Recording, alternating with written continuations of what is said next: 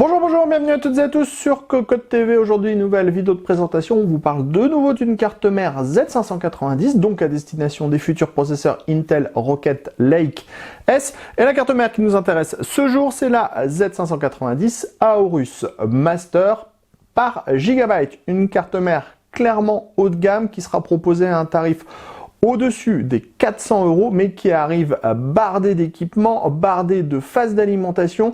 Le design est hyper soigné, que ce soit sur le dessus de la carte mère ou même en dessous de cette dernière. On vous propose de la découvrir, c'est tout de suite, c'est maintenant, c'est sur Cocotte TV. On débute comme toujours avec le packaging. Il est coloré comme souvent chez Aorus. On va retrouver le logo de la marque, les marquages Z590 Aorus Master et bien sûr les nouveaux logos Intel pour la prise en charge des Rocket Lake S de 11e génération.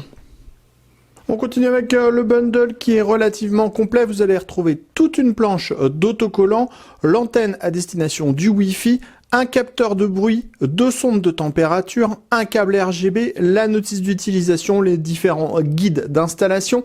On va aussi trouver 4 câbles SATA, la visserie à destination des SSD M2, un petit badge Aorus en aluminium, enfin le dispositif qui vous permettra de brancher rapidement et facilement les power on, les resets, les HDD LED et tout le reste. On se lance à la découverte de cette Z590 Aorus Master. Bon, on peut le dire, carte mère ultra haut de gamme, finition ultra haut de gamme. La carte mère est superbe. On a un très beau PCB noir mat. On a des renforts en acier autour des connecteurs 8 pins, autour de la TX 24 broches, autour des slots pour la mémoire et même autour des PCI Express. On a différentes matières. On a un peu de plastique brillant, un peu d'ailettes en aluminium, de l'aluminium brut, brossé ou anodisé. Clairement, c'est très joli, on l'a déjà dit et on le redit.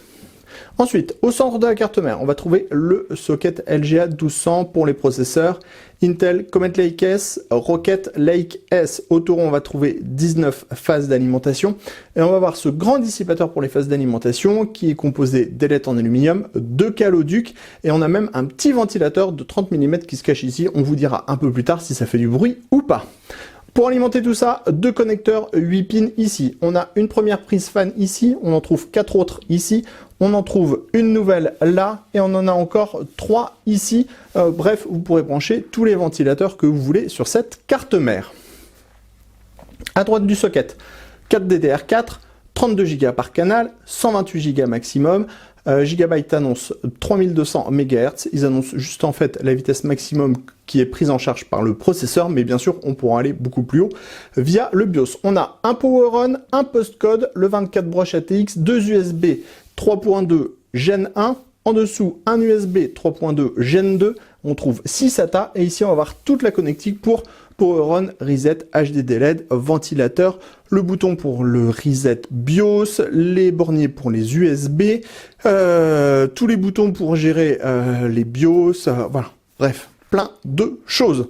Ensuite, au centre, on va voir la partie PCI Express, pour les cartes graphiques, mais aussi pour les SSD. Alors, on va en avoir une partie qui va être gérée par le chipset. Donc, on sera sur du PCI Express 3.0 dans ce cas-là. Et on en aura une partie qui sera gérée par le processeur. Si vous êtes en Comet Lake S, on sera donc en PCI Express 3.0. Si vous êtes en Rocket Lake S, on sera en PCI Express 4.0 sur le SSD ici en PCI Express 4X et sur les deux connecteur PCI Express 16X ici, avec une seule carte en 16X, avec 2 cartes 8X, 8X. Ensuite, on a 2 autres connecteurs M2, ici et là, et on sera cette fois sur du PCI Express 3.0, géré par le chipset, en vitesse 4X. Enfin, on aura un dernier slot PCI Express 16X, là aussi géré par le chipset. Enfin, ici, on a toute la partie audio, séparé du reste du PCB, comme toujours, et on aura une puce sabre avec un DAC ESS à l'intérieur. Comme on est sur une carte mère haut de gamme, l'arrière de la carte mère, même si on ne voit quasiment jamais, a aussi le droit à un traitement haut de gamme. On a un PCB noir mat, et on a toute cette armure qui va faire le tour, qui va venir renforcer la carte mère, lui donner plus de rigidité. Cette armure, elle est en acier. Enfin, au centre, on a le renfort pour le socket LGA 1200. On passe maintenant à l'arrière de la carte mère. On va retrouver les boutons de gestion pour le BIOS, les 2 borniers à destination du Wi-Fi. On est sur du Wi-Fi 6 avec une puce Intel. Ensuite, on va avoir 4 USB 3.2 Gen 1. Ensuite, on va avoir la partie 3.2 Gen 2 avec 2 types A. Un nouveau type A, un USB type C, de nouveau 2 types A. On a également une sortie DisplayPort, on a également un Ethernet. L'Ethernet, il est en 10 gigabits avec une puce Aquanta à l'intérieur. Enfin, on a la partie audio ici, avec toute la partie ici également, qui est en 7 points avec une puce Realtek ALC 1220 VB. Et on va retrouver un DAC en ESS ES9118.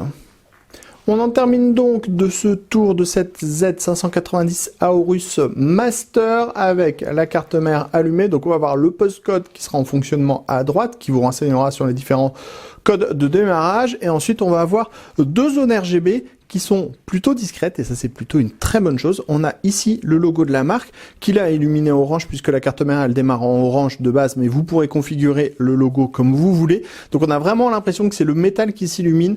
C'est très joli. Enfin, on a une seconde zone à l'arrière, juste derrière le ventilate CPU, qui là aussi est relativement discrète, sans des tonnes et des tonnes de RGB comme on a déjà pu en voir chez la marque, et on trouve que c'est plutôt une bonne chose. Sur ça, on a fait le tour complet de cette carte mère.